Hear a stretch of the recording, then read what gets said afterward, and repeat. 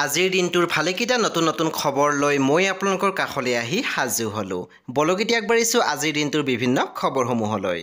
আজি ঈদৰ বিশেষ দিনটোৰ অভিনেত্ৰী দেৱলীনা ভট্টাচাৰ্যই ছ'চিয়েল মিডিয়া মাধ্যমত শ্বেয়াৰ কৰিছে বহুকেইখন স্থিৰচিত্ৰ। তেখেতৰ সৈতে আছে তেখেতৰ স্বামীও। লগতে অভিনেত্ৰীগৰাকীয়ে সকলোকে ঈদৰ শুভেচ্ছা বাণীও জ্ঞাপন কৰিছে। এতিয়া আগবাঢ়িছোঁ আন এটি খবৰলৈ। বৰ্তমান দেখিবলৈ পাইছে স্ক্ৰীনত বেহাৰ বাই আউটপোষ্টৰ অভিনেত্ৰী সুস্মিতা অৰ্থাৎ পাৰভিন চুলতানাক। পাৰভিন চুলতানে শ্বেয়াৰ কৰিছে ঈদ স্পেচিয়েল বহুকেইখন স্থিৰচিত্ৰ। লগতে অভিনেত্ৰীগৰাকীয়ে সকলোকে ঈদৰ শুভেচ্ছা বাণী জ্ঞাপন কৰিছে। এতিয়া আগবাঢ়িছোঁ আন এটি খবৰলৈ। বৰ্তমান দেখিবলৈ পাইছে স্ক্ৰীনত অভিনেতা অমিত কুমাৰ বৰাক। আমি দেখিবলৈ পাইছোঁ অভিনেতাজন গৈছিলে নগাঁৱৰ মহামৃত্যুঞ্জয় মন্দিৰত আৰু তেখেতৰ সৈতে আছে তেখেতৰ পুত্ৰ সন্তানো। অভিনেতাজনে তাত উপস্থিত থকা কিছু দৃশ্য শ্বেয়াৰ কৰিলে ছ'চিয়েল মিডিয়াত। বাৰু আপোনালোকৰ মাজৰ কোনে কোনে মহামৃত্যুঞ্জয় মন্দিৰলৈ গৈছে আমাক ক'বলৈ নাপাহৰিব। এতিয়া আগবাঢ়িছোঁ আন এটি খবৰলৈ।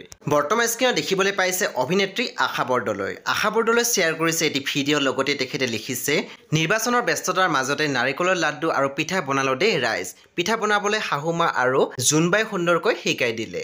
আপোনালোকৰ পিঠা পনা বনোৱা হ'লনে বাৰু? আপোনালোকৰ মাজৰ কোনে কোনে পিঠা পনা বনালে আমাক জনাবলৈ নাপাহৰিব। এতিয়া আগবাঢ়িছোঁ আন এটি খবৰলৈ। বৰ্তমান দেখিবলৈ পাইছে স্ক্ৰীনত অভিনেত্ৰী প্ৰীতি কংকনাক। অভিনেত্ৰী প্ৰীতি কংকনাই শ্বেয়াৰ কৰিছে বিহু স্পেচিয়েল এটি ভিডিঅ'। লগতে তেখেতে লিখিছে, advance Rongali Bihu wishes to you all.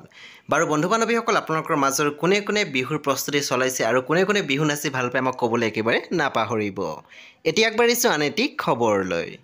কণ্ঠশিল্পী বৰ্ণালী কলিতাৰ কণ্ঠৰ আহিবলগীয়া এটি নতুন গীত নাম হৈছে জাকত জিলিকা। এই গীতটি আপোনালোকৰ মাজলৈ আহি আছে অতি সোনকালে।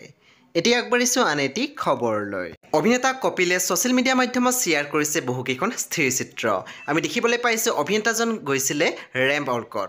অভিনেতাজন তাত উপস্থিত থকা কিছু দৃশ্য শ্বেয়াৰ কৰিলে ছ'চিয়েল মিডিয়াত।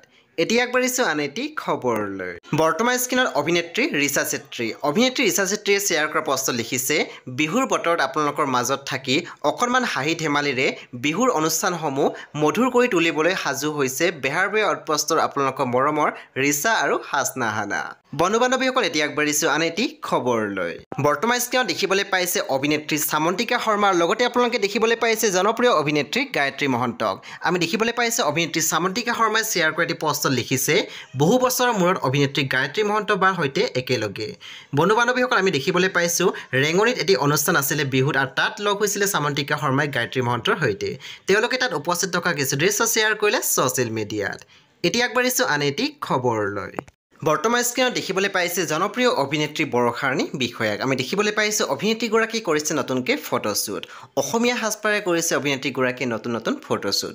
বাৰু অভিনেত্ৰীগৰাকীৰ এই সাজ পোছাকযোৰ আৰু অভিনেত্ৰীগৰাকীৰ এই ফটোশ্বুটসমূহ কেনেকুৱা লাগিছে আমাৰ কমেণ্ট ছেকশ্যন লিখিবলৈ নাপাহৰিব।